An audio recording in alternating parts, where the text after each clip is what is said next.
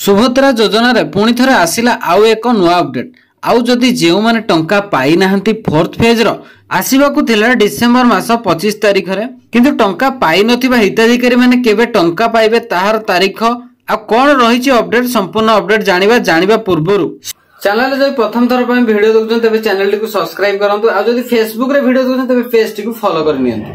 एवं अपडेट जानिया पूर्वरु देखंतु रहिछि समस्त बंडा महिला को मिलिबो सुभद्रा टंका। मालकानगिरी बंडा घाटी रे उपमुख्यमंत्री प्रभाती परिडांक बड़ घोषणा। सुभद्रा टंका बंटन नै बंडा महिलांक सह आलोचना कले उपमुख्यमंत्री। से कहिसेंति जे समस्त बंडा महिलांको मध्ये मिलिबो सुभद्रा टंका। सर्वप्रथम जानि रखंतु कि एबेर समय रे 5,11,000 हिताधिकारी ई केवाईसी पेंडिंग रहिछि।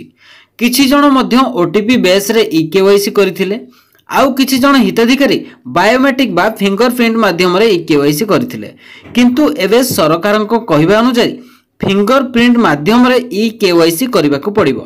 जेउ माने फिंगरप्रिंट माध्यम रे ई केवाईसी न करूछंती एबेर समय रे टंका न मिलबाकू नै एमिति किछि अपडेट मध्ये रहिछि। एवं एबेर समय रे प्रत्येकटी जिल्लार समस्त ब्लॉक अधीन रे थिबा समस्त अंगनवाड़ी गुडी करे ई केवाईसी चलिछि।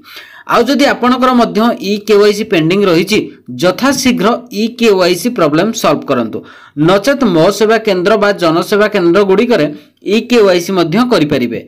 एवं उपमुख्यमंत्री मध्य कहिसेंति कि 5,11,000 हिताधिकारी को ई केवाईसी करबाकू कहा जायछि। एहा छडा मिलिबाकू थिबा फोर्थ फेज रो टंका आपण माने भाबुथिबे कि केबे मिलिबो। एही डिसेंबर मास 25 तारिख रे मिलिबाकू थिबा टंका स्थगित करा जायछि बा अटका जायछि। एवं सूचना अनुसार आसंता जनवरी 14 रे बा मकर संक्रांति उपलक्षे मिलिबाकू नै अनुमान करा जायछि। तेबे सरकारक पक्षरु कोनोसी कन्फर्मेशन नाही। सूचना अनुसार जणा पडुछि कि एही डेट रे मिलि पारे फोर्थ फेज रो टंका।